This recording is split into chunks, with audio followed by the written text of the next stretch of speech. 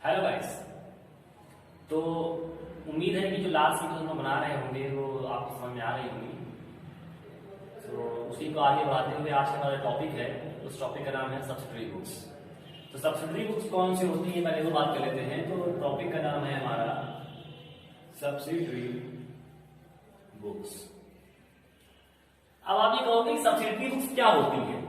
तो subsidiary books क्या होती हैं, कह सकते हैं कि जब अकाउंटिंग वर्क को हम लोग इजिएस्ट तरीके से काम करने के लिए या किसी चीज को आइडेंटिफाई करने के लिए कि परचेज कितनी हो रही है, सेल्स कितनी हो रही है, सेल्स रिटर्न कितना हो रहा है, एसेट्स का क्या कंडीशंस हो रहे हैं, उन सभी चीजों को एक सेपरेटली जानने के लिए हम सब्सिडरी बुक का यूज करते हैं। मतलब कहने मतलब क्या है कि हम अभी तक क्या बात कर रहे थे, जनरल एंट्रीज की सारी एंट्रीज एक साथ बना रहे थे, चाहे वो परचेज हो, चाहे वो सेल हो, चाहे वो कैश पेड करने की बात हो रही हो, चाहे वो कैश रिसीव करने की बात हो रही हो।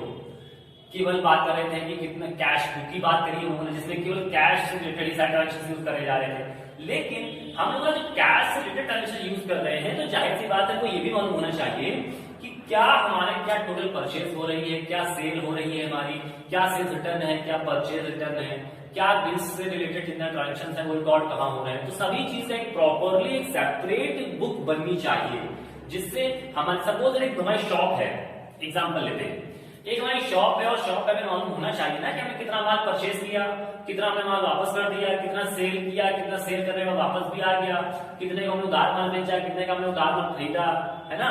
तो ये सारी चीजों का एक रिकॉर्ड रखने के लिए अगर आप एक बुक बनाओगे तो जनरल एंट्रीज बना सकते हो, केवल कैश के कलेक्शन यूज करते हो तो केवल कैश बना सकते हो।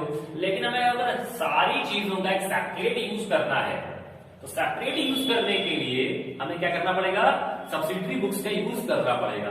अब आप ये कहोगे सब्सिडरी बुक्स में क्या क्या चीजें आती हैं। तो सब्सिडरी बुक्स में बेटा हम लोग वो सारी चीजें रिकॉर्ड करते हैं जो एक कंपनी है या फर्म है या कोई ऑर्गेनाइजेशन है, उसमें सारी जहां पर ट्रेडिंग के बेसिस पे सारा काम होता है, purchasing, selling on the basis of cash और क्रेडिट, इन सभी के बेसिस पे जो सारा काम होता है उन सभी चीजों को रिकॉर्ड करना होता है। अब रिकॉर्ड करते कैसे हैं, तो रिकॉर्ड करने में हम लोग 5 जितने तरह की चीजें होती है उनको देख लेते हैं। एक होती है purchase book, purchase return book,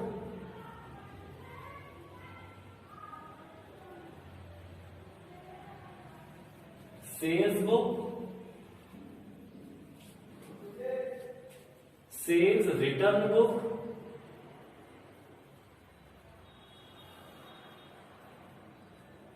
bills receivable book,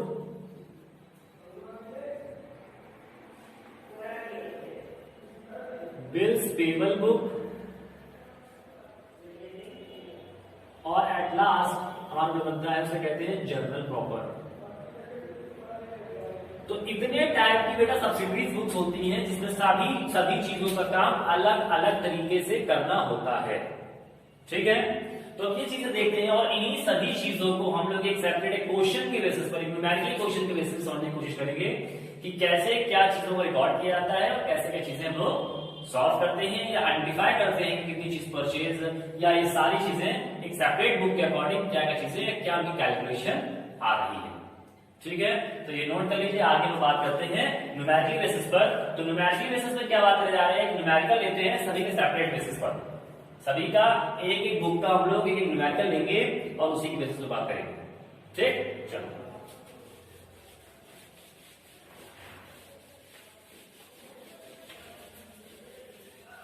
तो सबसे पहले हम बात करेंगे किसकी, परचेज बुक की।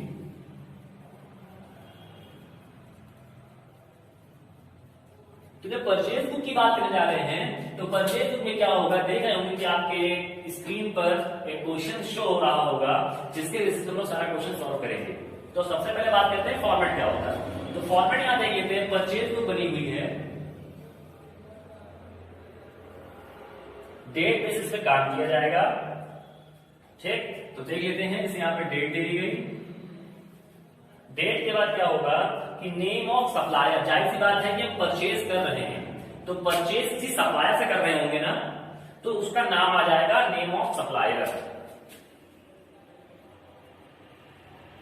और अगर आप सेल कर रहे होंगे तो नाम आ जाएगा नेम ऑफ कस्टमर।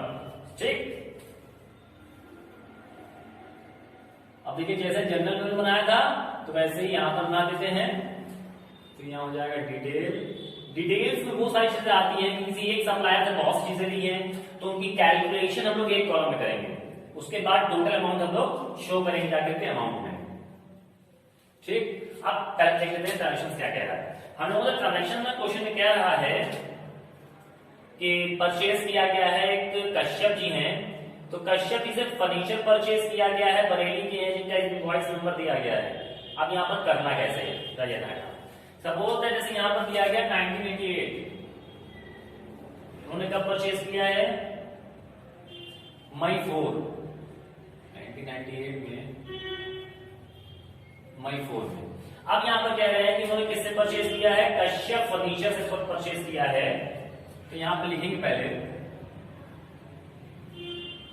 कश्यप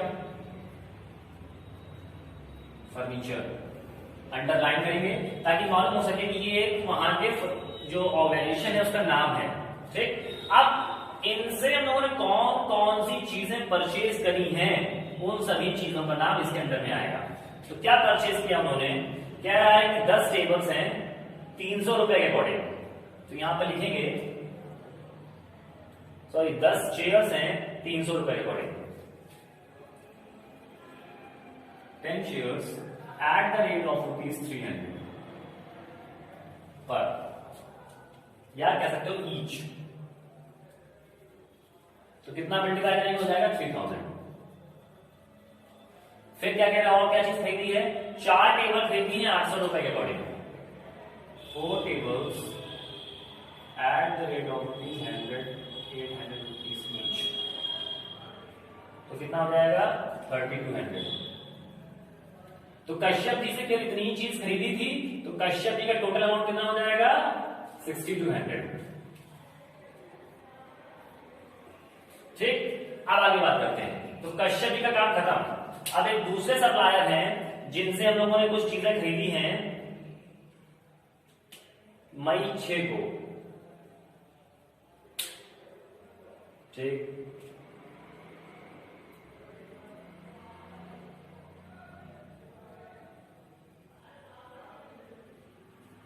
तो यहां पर रिकॉर्ड कर लेते हैं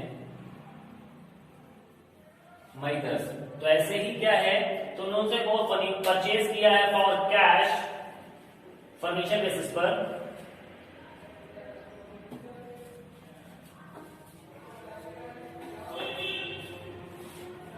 तो यहां पर क्या है, मैं क्वेश्चन यहां पर शो हो रहा होगा बट मैं बुक्स के अकॉर्डिंग काम कर दे रहा हूं क्योंकि थोड़ा सा सही से नहीं हो पा रहा क्लियर। फिर क्वेश्चन क्या कह रहा है कि परचेज किया गया है, ओके। अब यहां ध्यान रखना कि याद रखना कि परचेज बुक में एक बहुत ही अच्छी चीज मैंने जो दिमाग में आ रही है बता देना चाहता हूं कि अगर कोई भी चीज आप जो कैश परचेज करते हो या कैश सेल करते हो, उन सभी चीजों का ट्रांजैक्शंस आप किसमें रिकॉर्ड करोगे, कैश बुक में जाकर। लेकिन जो सब्सिडीज बुक्स होती हैं वो मोस्टली किस लिए रिकॉर्ड की जाती हैं, जो आप उधार के बेसिस पे, दैट मींस क्रेडिट के बेसिस पर जब आप कोई चीज परचेज या सेल करते हो। याद रखना क्रेडिट मींस उधार के बेसिस पे जब आप कोई चीज परचेज या सेल करते हो, उन सभी चीजों का रिकॉर्डिंग हम लोग परचेज बुक या सब्सिडीज बुक्स में करते हैं। ठीक। अब तो आपको जो सेकंड ट्रांजैक्शन है वो बेटा देख रहे हो कि कैश के बेसिस पर है, तो कैश के बेसिस वाली चीजों को रिकॉर्ड यहां नहीं किया जाएगा। ठीक। दोनों करेंगे कैश बुक रिकॉर्ड। थर्ड पे आते हैं मई 10। अब मई 10 की अकॉर्डिंग बात करते हैं तो यहां पर कह रहा है कि ब्रॉड ऑफ बंगाल फर्नीचर है कोलकाता के, तो उनसे चीज हम खरीदी। अब जब नाम आ गया तो जाहिर सी बात है कि वो नगद नहीं उधार है, तो यहां पर लिखेंगे Bengal furnitures.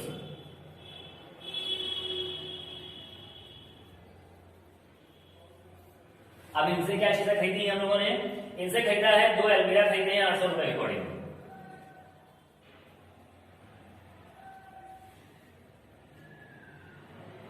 At the rate of ₹800 each, तो ये हो जाएगा 1600 रुपए। फिर खरीदा है हम लोगों ने 2 चेयर्स 200 रुपए के according, 4 chairs at the rate of तो हो जाएगा 800। अब इन दोनों को ऐड कर लेंगे तो हो जाएगा 2400। लेकिन अब इसमें एक चीज और है, इसमें क्वेश्चन में कहा गया है कि उनको 5% का डिस्काउंट भी देना है।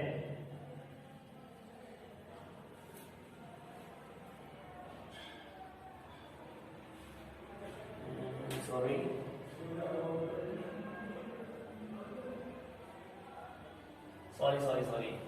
गड़बड़ कर दिया।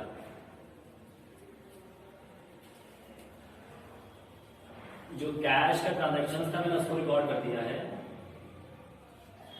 तो यहां पर क्या होगा कि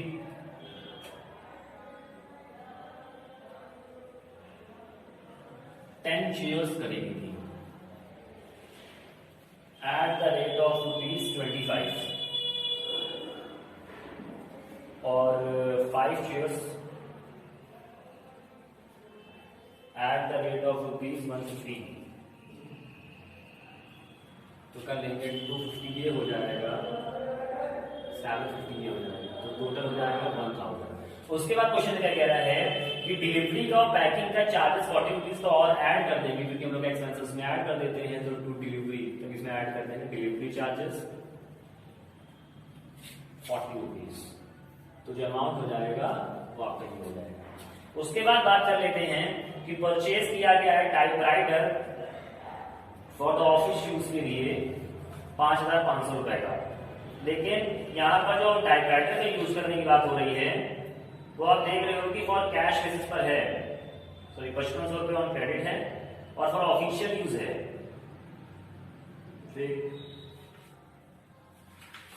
फिर कह रहा है कि परचेज किया गया सिद्धार्थ एंड कंपनी के बेसिस पर, कब देखा गया है मई 25।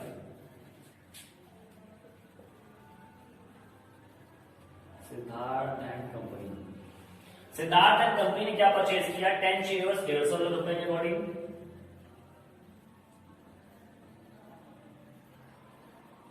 उसके बाद क्वेश्चन में क्या कह रहा है कि 15 स्टील कैबिनेट्स हैं 2000 के अकॉर्डिंग।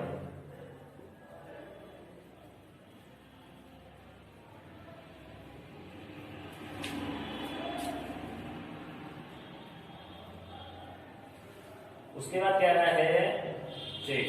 अब उसके बाद इसको मल्टीप्लाई कर देंगे, तो मल्टीप्लाई करने पर हमारा निकल के आएगा 1500 रुपए इसका आ जाएगा और 30,000 इसका आ जाएगा, टोटल 31,500 ये हो गया। 31,500 क्वेश्चन में क्या रहा है कि हम लोग यहाँ पर लेस कर देंगे ग्रेट डिस्काउंट। आप देख रहे हो कि क्वेश्चन में ट्रेड डिस्काउंट को 10% दिया गया है।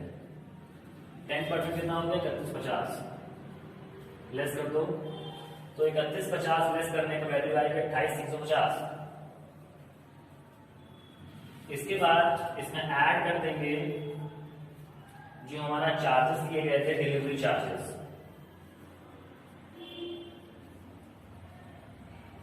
डिलीवरी चार्ज में आप लोगों को दिया गया है 200 रुपए का।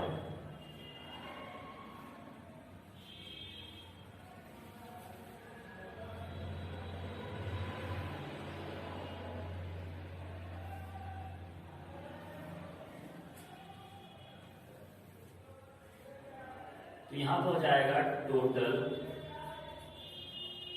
परचेज, इसमें से ऐड कर देंगे तो हो जाएगा 28,550 रुपए और इन सभी को ऐड कर देंगे तो कितना आएगा 28,550 और उनको जोड़ लो 28,550 1040 तो होगा 09592, उसमें ऐड करो 6,200 097 35,700। ठीक, तो इस तरीके से जो क्वेश्चन है वो सॉल्व किया जाएगा और ये आपकी बनी परचेज। ऐसे ही आपकी सेल्स बुक भी बनेगी, ऐसे ही आपकी सेल्स रिटर्न बुक भी बनेगी।